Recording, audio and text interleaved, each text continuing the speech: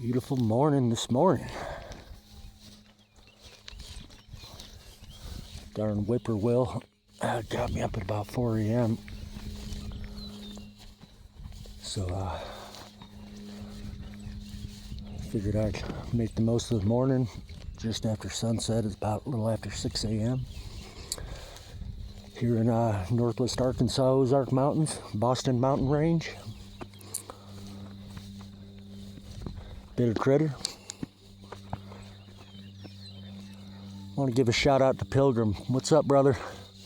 Man, it was good to see you in comments. I ain't talked to you for quite some time, man. I hope you're doing well. On about this morning, I ain't trying to be too quiet. With all the abundance of rain, I brought it up in one of the last videos. We've had one of those goofy seasons with all the wild edibles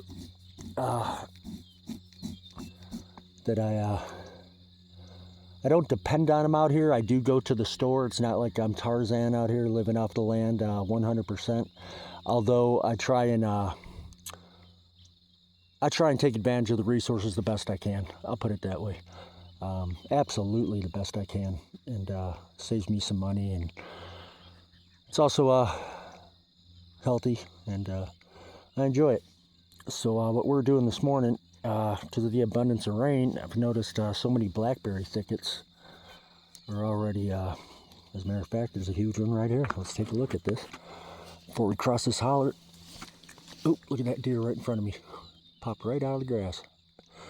Little fawn laying down about, I don't know what, 30 feet in front of me. Notice these blackberries here are, first of all, I mentioned in a previous video, it is entirely too early to, I'm going to watch out for snakes right here. Hold on. I have a unique superpower, and that is the ability to get bit by copperheads more than any other human. I've been bit 4 times in the last 4.5 years out here. Just got bit about 3 weeks ago. I think I posted that in my chapter 1 video. But they love blackberry. They love blackberry bushes because they'll coil up around the bottom of them a lot of times, or in a nearby tree. Which, let me add really quickly that most snakes, well, I don't know about that. I'll say this: rattlesnakes, copperheads. Rattlesnakes actually here in northwest Arkansas spend most of their lives in trees until they get too heavy and they become terrestrial. Other than that, they're almost basically arboreal for quite some time.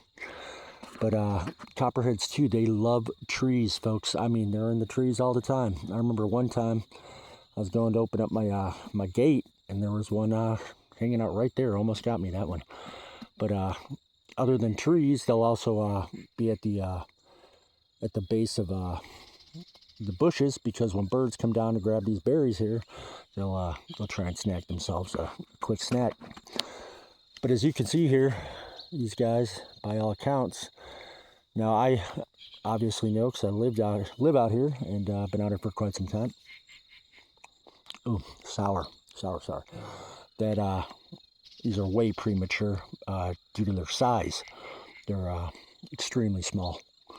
Now, this thicket right here is going to be a little bit smaller. The fruit that it's going to bear is probably going to be a little bit smaller because it's got exposure to the sun for most of the day. But regardless, due to the abundance of rain, as you can see, these things are super sour. They're premature by about 2 months. Should not be ready yet. So even the ones that are dark in color and look like they're all ready to go are not. They're super sour. I'll probably go ahead and pick as many as I can. Also, they would not be, especially a thicket like this out in the open, this would have been cleared. It would have been picked clean, primarily by birds. And then probably during the night, if it was time, either early morning like right now, or in the evening by black bear. So this thicket is pretty out in the open. I'm actually, I never even come and check this thicket because it gets cleaned up so quick. But let me grab a couple more of those, get a little snack. I'll probably, sour. Actually spit that out. But regardless, yeah, anytime you're near a blackberry thicket, first thing I think of is black bear, and the second thing I think of is snakes. But, so anyways, we're going to cross this holler right here, see if we can't find that big old bullfrog I just heard. And on the other side here is a grove of wild plum, and I wanted to see how they're looking, because if they're already fruiting, that's bad news for now saying that I don't go to the store, and I was living out here and I had to have a sustainable life out here, you know, grid down, whatever you want to say, and I was living out here completely dependent on nature, I'd be in trouble. Okay, what do we got right here? Let's take a look. Check that out. So that is your basic everyday deer scat, and it's fresh, and I'm guessing it's from the mama of the little guy that just was bedded down and ran out in front of us. But that's a deer scat, so pretty easy to identify. All right, we got some water right here. Make sure, see how deep it is. All right, can't even see that, can you? Check this out. So this is a spring fed, just covered up really well, and it runs all the way through. If you didn't know the terrain, you'd probably walk right into this sucker. And yeah, if you didn't have waterproof footwear on, you'd have wet feet, wet socks. What is dangerous about little hollers like this and little gullies and things of that nature is if you're on an ATV, you're not going to know this is right here, you know. So it worries me a lot with the youngsters if they come out and they're riding their ATVs or something like that. Not many do. When they do, we try and let them know.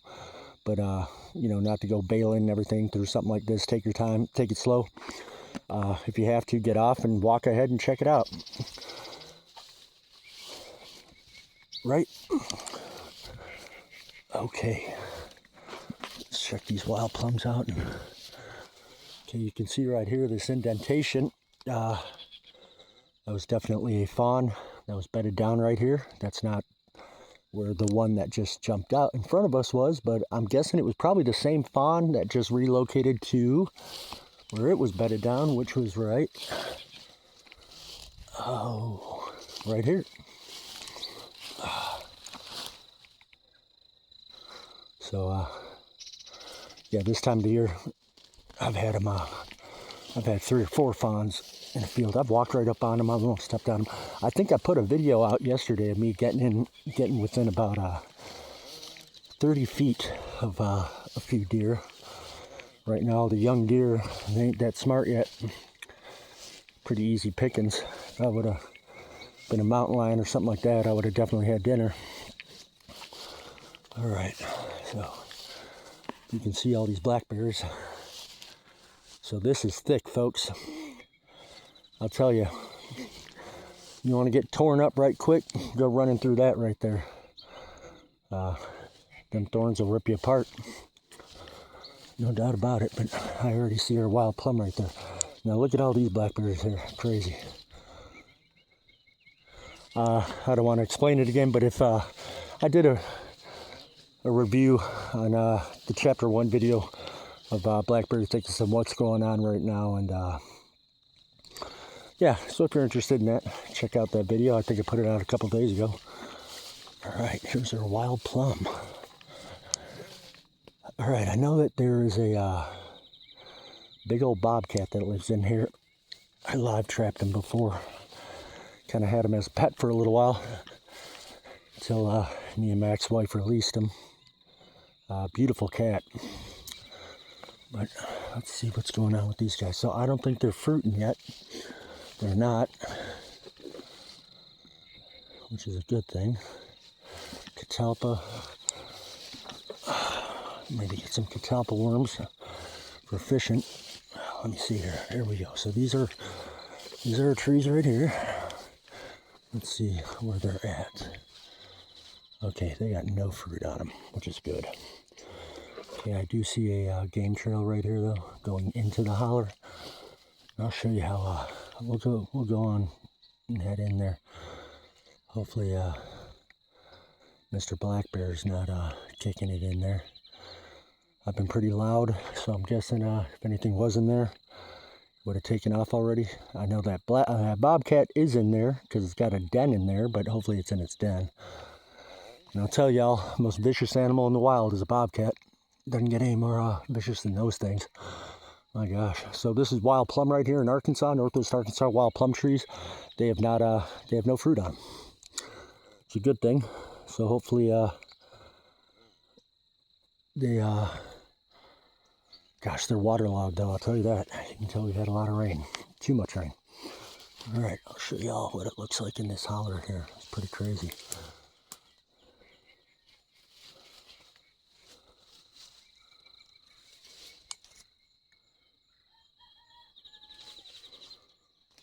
Oh, definitely snakes in here. I'll tell you that. Don't got the best... Don't got my snake boots on. I got some pretty good boots on, but they're not my my snake boots. Come up to about my knees.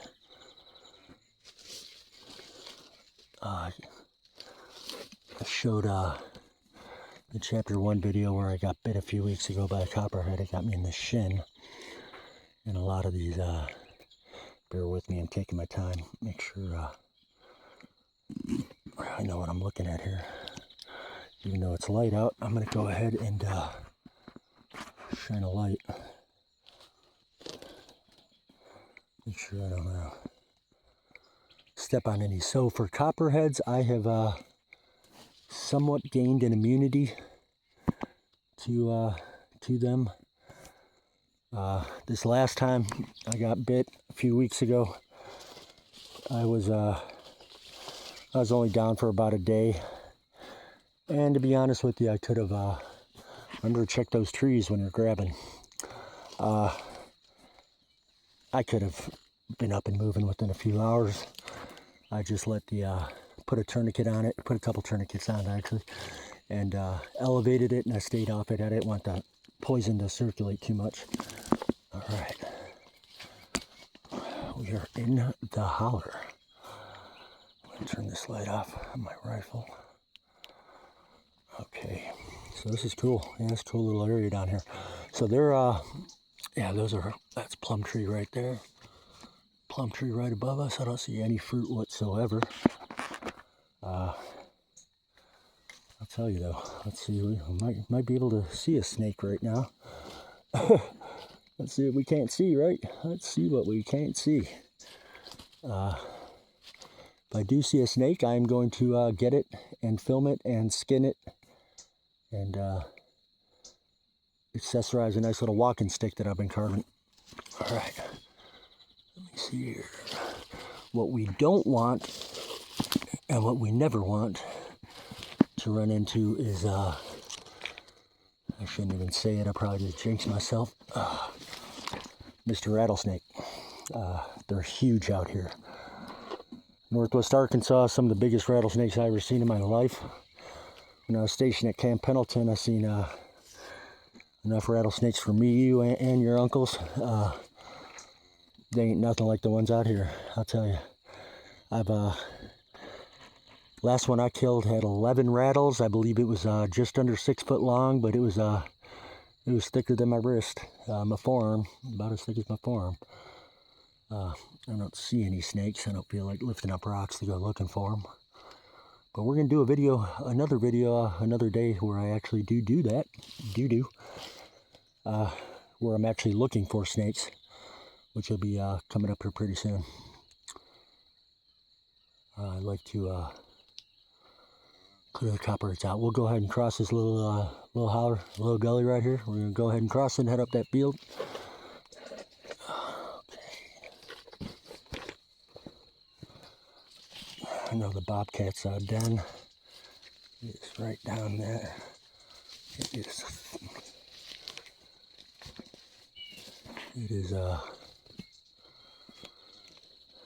thick right there. So this is I brought up rattlesnakes. As far as Northwest Arkansas goes, and as far as terrain,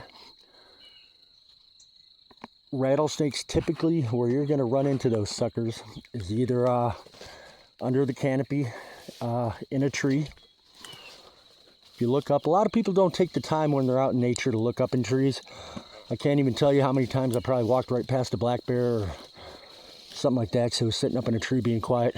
Maybe even a mountain lion, big cat, something like that. Snakes. But other than trees, typically rattlesnakes here in Northwest Arkansas, they love to hang out right on the edge of the timber and open field. Just right there. They love it. They kind of hunt right there. Once they get the kill, they go into the timber under the canopy. One thing about rattlesnakes and bigger snakes like that is you got to keep in mind is they're not biting your ankles. You know, a lot of times they'll come up, you know, and get you in the crotch region, or shoot, even your stomach, you know, some of these big ones. And out here where I'm at, getting bit by a rattlesnake, if you don't know what you're doing, and even if you do know what you're doing, which I do know what I'm doing, could be a death sentence. I would have to get the flight for life, and closest hospital from here is a couple hours away. I'd have to get flown there. Yeah, not good. Knowing myself, I would not even bother calling. I would probably go ahead and doctor it myself and hope for the best. Probably seek help from my family, the folks that own this property. They're the ones who saved me from a water moccasin bite a couple years ago. Literally, I almost died from that thing. Finally, I decided to ask them for help. After the blood poisoning spread almost all the way up to my neck. I got to show y'all some pictures of that one. After 3 days, I finally realized, shoot, that ain't no copperhead. That was a cottonmouth, and it got me really good. And if it wasn't for those, for my family here, for these folks that own this property, I would have died, no doubt. I was in my cabin 12 days after they applied a drawing sap made out of prickly pear, which I, of course, learned how to do, and now I grow prickly pear too, which is not native to Arkansas, but I got a nice little patch of it right on my homestead. All right, folks, well, we didn't, wild plums looking okay, or because we didn't see any, and this is Bitter Critter. I appreciate y'all. Happy Saturday. Good morning, good morning. I hope y'all enjoy your day. I'm going to have to sit down and, like I said, I got some videos coming out. I got a series coming out on a big cat I was tracking. Can be pretty cool. Some other videos that I got to edit and get out. And then, of course, I'll be making videos like this, just kind of as they come. Let me know in the comments anything I can provide for y'all, do for y'all, or answer for y'all, or anything y'all need. Let me know. This is the Bitter Critter. I appreciate y'all. Have a great weekend, and we'll see you in chat. Stack, grow it, learn it.